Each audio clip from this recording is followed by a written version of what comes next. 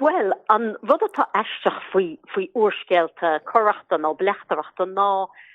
híomháin is brale na láléthir in na milliúin léthirí a fud an dáin a léan an sortse leabhar i ngach sort teangacha agus gach sort tíortha agus is brale léamh faoi sort bleachtaire, faoi fáth, faoi fisrú gardaí nó pólíní agus bheith casan a lehanach agus ag an am céanna tuigemuid gur rud cean den rud í súfásaí a Harlaíon ná ar sa scéal se ná dúnmharú. Agus sílim féin gur ben cúis go bhfuil an sort se leabhar comeltach agus beidir seán tágur rán a féin is a scríomh ná is fictionata ann so támuid den ná sort spéisiach arán gan a bheith buórtha faoin na daoine go persanta nó gan a bheith anna bhuórtha fuha. Ag an am céanna tá dráma ann, dráma bethe agus báisitá ann, is tí sa scéal, agus maiall ar go bhfuilas agin bhfuil bleachtaire ann, agus go bhfuilas agin go mé muid an áras fin duine seo agus siúbach. Ní hiige muid go lé muid an scéal cad ag go ddíracha bheith sa gceist, agus tuige muid go mé réiteach ag an déire. So is cinál measc an gnéthe, agus bud amháin eile haíonn go málam faoi atá an táhachtach. Ná is féidir is scéal an sort seo is féidir chuisias dhéanamh ceist na sóisialta intin an duine an olc agus math sa scéal cin fág an dhéanam duine olc sa bhéidir go bhfuilinn sin na hiiscint. So tá an chuid fíorse a baint leis an sort seo uircéal freisin. Agus beidir becheart am rá tá aithna gom orte agus tá ceapan is duine dearfá chu fiú duine gal gaireach chu ach an gaiith tú aláán taide a dhéanamh aláán taide ú fásach a dhéanamh chun scéal mar seo a scríomh. Well, tá ceart agad gur duine well is duine gealthárach mé agus in am chéanna bí man a bhuairtha faoin duine déana agus faoin tá teice muid gach ina lá gach sort olc in our dimpel agus bí a smuoine ar na ceist na sin ach is tócha dhé déanam taide. Agus sílim go seán táhachtach má thugann sé sort blas réalaíocht an scéal agus creidan daoine tá rudí dochreidte sa scéal as dóch agus ní hé díreach mar a bheith a scéal a thárlách fisrú dún bharithe ach má tá rudí go leor mion sort sunraí faoi obair na ngádaí ann agus faoi faoi corpán agus cén ruchtan a bhfuil sé agus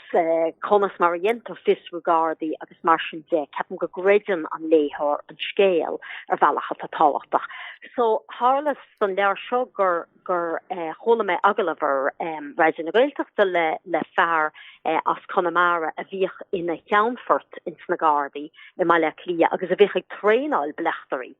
So deirlam teanghfuil ana leis bhí se an deas annach chuidíach agus chas me leis agus de chur mé ceisnar faoi cad a Harlaíon nó a amsít ar corpan cén tóir den an dhéantar rudí cén na cruiníthe bhíon ag na gardaí agus mar sin dé.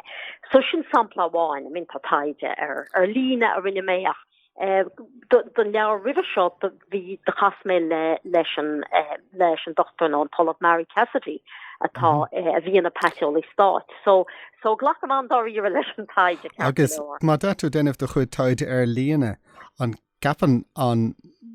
peirúd atá ar lína gur a bhééis sin do rud agus an aon tú níos mó agus níos mó stuff faoin rudí ú fásacha an tam go léir. Well, Brancher no cappa be cormach ar lína an féidir an rud a chréidú, sé difriúil ag náirla duine sort of these, na cheanforts na gardaí nó patiolí stáit. So, bí me farra go cormach céint ar tríomh atá gceist ach go meile sin den leir seo bhí me géisteach le podchréaltaí sra a bhí ag linde le plant an scríbhneoir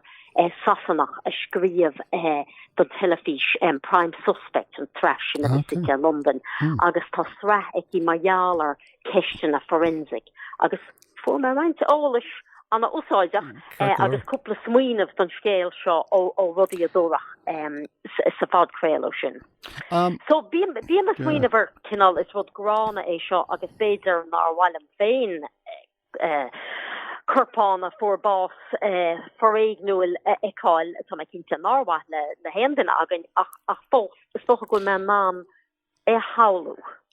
Agus na ceisna móra sóisialta na ceisna tábhatácha sin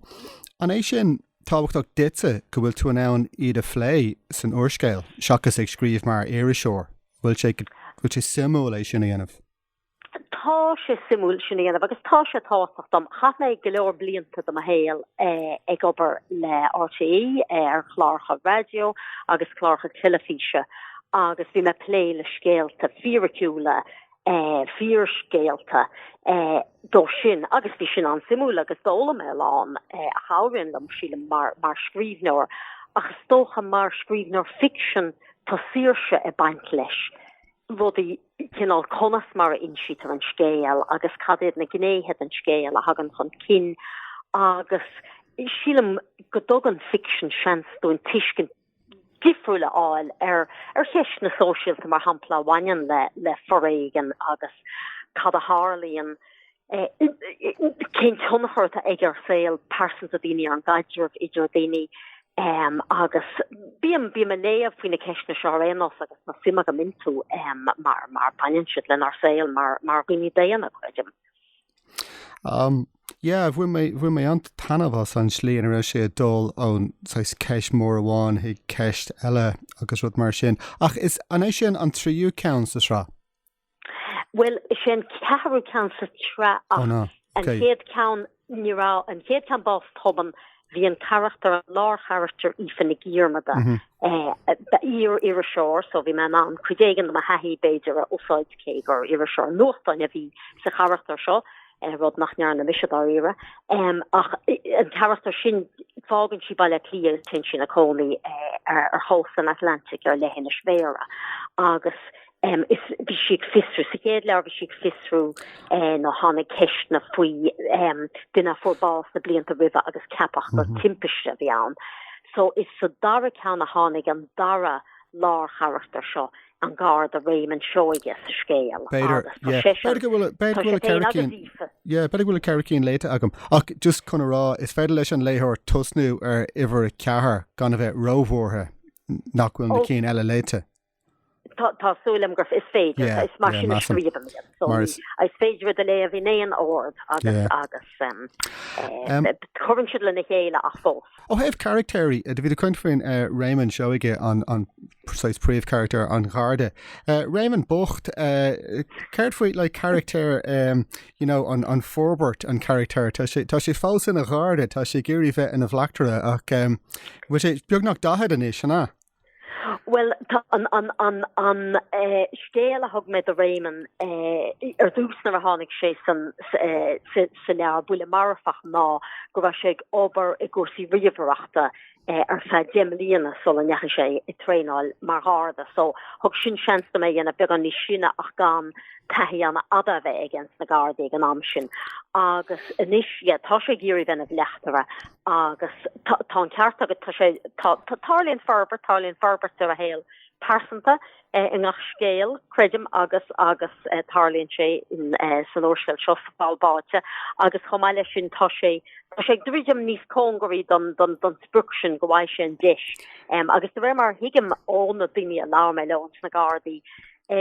Tógann sé tamil le deisiáil cai tú féin a chothú cinál gur tú an sort duine ceart le deis an sort garda ceart le deisiáil tréáil mar bhleachtaire agus sin an fágam in réim an cobúr ha faoi sort dul gion ar na daoine ní sinseí ná é. Agus a bhfuil sé táhaach freisin go bhfuil sé éireach an bhfuil tú a géirí rud aigen speisialta a rá faoin saoil mar tá sé sa lá an UAn agus faoi cuasaí na Gardaí agus gachrud. Well, is dói hánig sin scéal a rís nor de réir sílim gur be sa leabhar ribh seo Scoil an Frísú na hánig sin cinál chun cin goláidir maidir le réimen agus is dói an rud is mó heúim ná gur ní so gné lánach an scéal achas gné spéisiúil sa scéal tá sulam gur fearéir a chéad is go darlíonn gibíon rudí áthe dúchlánach dó maialar sin ach ní leabhar maialar ná urscéal maialar ar éireach atá ann so mar rud lánach so díbh mar tá a héal féin ní den éireach mé féin ach tu go leor cáirde agam fear agus maná atá éireach agus is so gur gnáchuid an saoil atá ann sin béidir an a smó atá me géirí a chur anúil agus ag an am céna gohfuil dúchlein a baint leis sin maidir le meon cuid an fphobal fiú sa lá an Newban agus tag an charachtar ógus a scéal seo a bhfuil na dúchlein sin acha go háirithe. Agus beidir go háirithe sa Gardaí mar beidir go bhfuil difriocht ann faoi láthair ach áit is dócha go raibh an macho trá dá héal is dócha. Well churmen heist sin ar an coplagáard agus dúirt is fear sin le tá cearca leor glachtar le Gardaí atá éarach ní féidir gan ghlacha leo ag a buinte seo a haar level persanta ní bheith sé compórdaach do gatainna. Ní tá go leor ahrú le tarlú fósa sóchan le an ghlachfíle daoine go thomlád mar atá sin.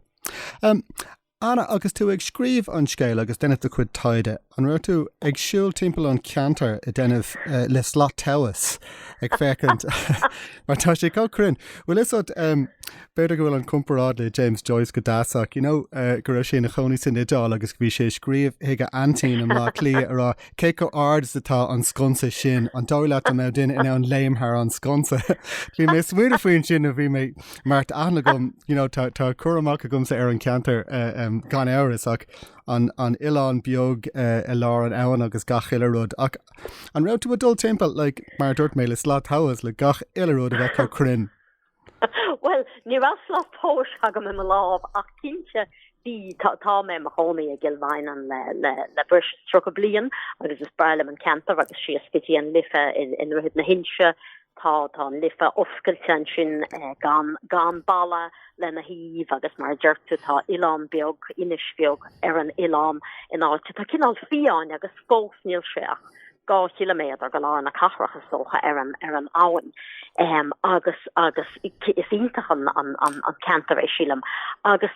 bíam tá me siúil timppel leis na blianta agus do leabhar bhí me smíine bud cén cantar bhfuil sort atmosfér láidir a baint leis cin áid go ddíireach a bheit drama bhfuil le go dáil ó achtrií áirithe sa scéal agus cínte chuoi mé a fara agus a siúil timppel agus an tián beag sin béidir cúpla blian ó hinna a hosa mar an leabhar dús bhí me an siúlamach gotí ar an inis sin bhí druihead beag am ach tá sin dúnta faoi láthair so ní bheith an taide díomh comá céna do minic tosna an is. Mas go raibh sé an tarachtaach mollam go hard don léthirí é sin mar bíonn tú díreach i lár an scéal díreach caiilte ann mar tá sé cócrin agus mohíonn tú gach cuscéim an slíon bhfuil tú ag siúil agus gacrúd so maithú héit sin. Beidir go méid tú a déanamh le turas Raymond Seoige teachas turas James Joyce timpeall an cheantar. Well tá cúpla duine tá rantíní treisirálim nó rééisisiad an leabhar ribershots sáil an fríúne tá site i Kilvainan go dánig siad ar cuasa Kilvainan agus fú siad ar cuatar an bríún agus fú siad a siú timppel an áitina eile chu sa scéal mar go siad cotócha leis an gur sios a thug mé so tá mé ansásta an sort sin eischoáil. Andas. Anna cábhfuil an leabhar le fáil? Tá leabhar le fáil sa siúpa leabhar ar sváid arachar tá Solam tá sé le fáile hadras figus comá, tá sé le fáile ar lína ón siúpa leabhar agus ó CIC.ie sin an siomhatá chlóir chonacht an chailseáir agus tá sé éasc agus an óid Bhí Ciarán me se le fáil na leabharlanna chomá agus is fiú i gcónaí leabhar gailge orú sa leabharlan mar an sin níos mó coitanachcha. Tá sin ar fád agus mar dúirt mé mollam go hard an uircéal sin beidir mar frontan is Nollaig. Gur mágad Anna? Gur míle mágad féin, Ciarán.